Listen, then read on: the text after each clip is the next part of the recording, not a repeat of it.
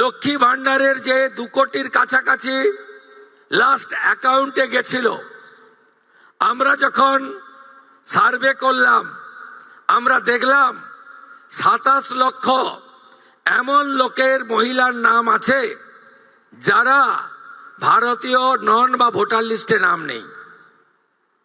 এক্ষেত্রে কিভাবে মৃত ব্যক্তির নাম আছে, এখানে থাকে না এমন লোকের নাম আছে, 3 জায়গায় ভোটার লিস্টে নাম ছিল, 3 জায়গায় টাকা অ্যাকাউন্টে ঢুকছিল এমন লোকের নাম আছে। আমরা এই লোকেদের নাম কেটেছি, কারণ সরকারের টাকা ভারতীয় ছাড়া অন্য কেউ পেতে পারে না, কোনো অভারতীয় পেতে পারে না। আমরা এক্ষেত্রে ছাড় দিয়েছি। যারা বাংলাদেশ থেকে শরণার্থী হিসাবে এসেছেন, সিএতে আবেদন করেছেন, তাদের ক্ষেত্রে আমরা যতক্ষণ না সিএ নিষ্পত্তি হচ্ছে তাদের এই সামাজিক ভাতা চালু থাকবে, আটকানো হবে না। শুধু তাই নয়, প্রশ্ন তুলতে পারেন এরা তো মূলত হিন্দু। আমরা সেক্ষেত্রে আমাদের লোক ধর্ম পালন করেছি। যারা ট্রাইব্যুনালে অ্যাডজুডিকেট হয়ে ট্রাইব্যুনালে আবেদন করেছিলেন তাদেরকেও আমরা যতক্ষণ না ট্রাইব্যুনালে তাদের বাতিল বলে ঘোষণা করছে তাদের এই ভাতা চালু রাখার সিদ্ধান্ত গ্রহণ করেছি। এতে কি কোথাও ভুল হয়েছে?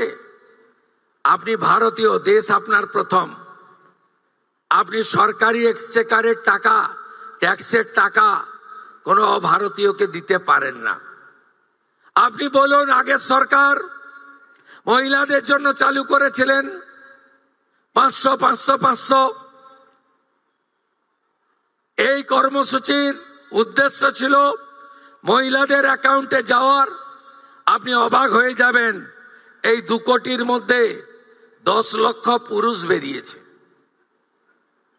বলুন আমার মা বোনেরা, দিদিরা, লক্ষ্মীর ভান্ডারের নামের টাকা কি পুরুষের অ্যাকাউন্টে যাওয়া উচিত? তাই ঝাড়াই বাছাইয়ের প্রয়োজন ছিল। সমালোচনা হয়েছে 12 পৃষ্ঠার ফর্ম, অ্যাকচুয়ালি 4টে পৃষ্ঠা ছাড়া ফিল আপ করার ছিল না। আর একবার আপনি ফিল আপ করে দিয়েছেন, একেবারে পোর্টালে আপলোড হয়ে গেছে। শুধু এই স্কিম নয়, ভারত সরকার, পশ্চিমবঙ্গ সরকারের আরো অসংখ্য স্কিমে আপনি সুযোগ পাবেন। আপনাকে আর দ্বিতীয়বার ফর্ম ফিল আপ করতে হবে না।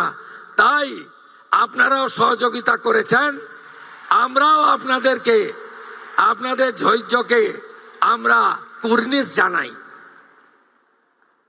আমরা 4 দিন ব্যাপী যে জনকল্যাণ শিবির করেছিলাম, এই জনকল্যাণ শিবিরে 8,15,000 দিদি এবং বোন অন্নপূর্ণা যোজনায় নাম নথিভুক্ত করেছিলেন। খুশির খবর, আজকে যাদেরকে টাকা ট্রান্সফার হলো তাদের মধ্যে জনকল্যাণ শিবিরে আসা 8,15,000 প্রত্যেকেই তাদের অ্যাকাউন্টে টাকা পেলেন। শুধু তাই নয়, আমরা 3রা জুন বলেছিলাম যে আমরা মাসে একদিন টাকা ট্রান্সফার করব। এই ধরনের বড় অনুষ্ঠান হবে না, কিন্তু প্রত্যেক মাসেই আপনারা টাকা পেয়ে যাবেন অ্যাকাউন্টে। এবং যেহেতু ফর্ম ফিল আপ এবং ভেরিফিকেশন পোর্টালে আপলোডের প্রক্রিয়া চলছে, পুরো জুন মাস সময় দিয়েছি, পুরো জুলাই মাস সময় পাবেন, পুরো আগস্ট মাসও সময় পাবেন।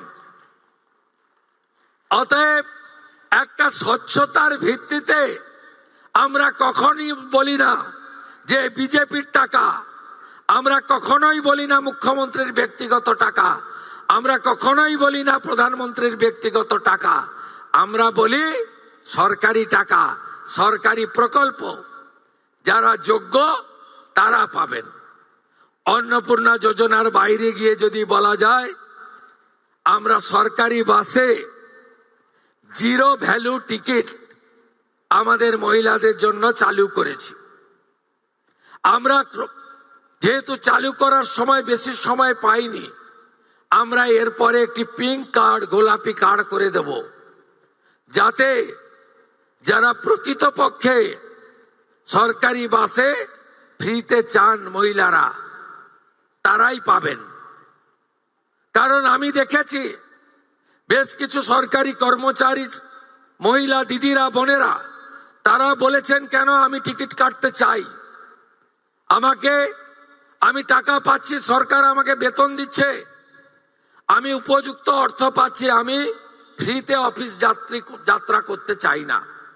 আমি তাদেরকে কুর্নিশ জানাই যে তারা চান যে এই ধরনের অর্থনৈতিক সাপোর্ট, সহায়তাযুক্ত কর্মসূচি কেবলমাত্র প্রকৃত প্রাপকদের কাছেই যাক, ছাত্রীদের কাছে যাক, চা বাগানের শ্রমিকদের কাছে যাক, অন্যান্য চিকিৎসা করতে আসা গ্রামের মহিলাদের কাছে ফ্রিতে তারা বাসে ভ্রমণের সুযোগ পাক।